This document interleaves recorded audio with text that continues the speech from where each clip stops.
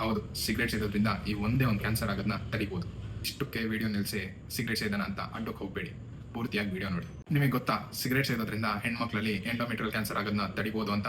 ಆದರೆ ಬೇರೆ ಏನೆಲ್ಲ ಕೆಟ್ಟ ಪರಿಣಾಮ ಬೀರುತ್ತೆ ಅಂತ ತಿಳ್ಕೊಳ್ಳೋಣ. ನಾನು ಡಾಕ್ಟರ್ ಮಹೇಂದ್ರ. ಸೇದೋದ್ರಿಂದ ಹೆಣ್ಮಕ್ಳಲ್ಲಿ ಈಸ್ಟ್ರೋಜನ್ ಹಾರ್ಮೋನ್ ಲೆವೆಲ್ಸ್ ಕಡಿಮೆ ಆಗುತ್ತೆ.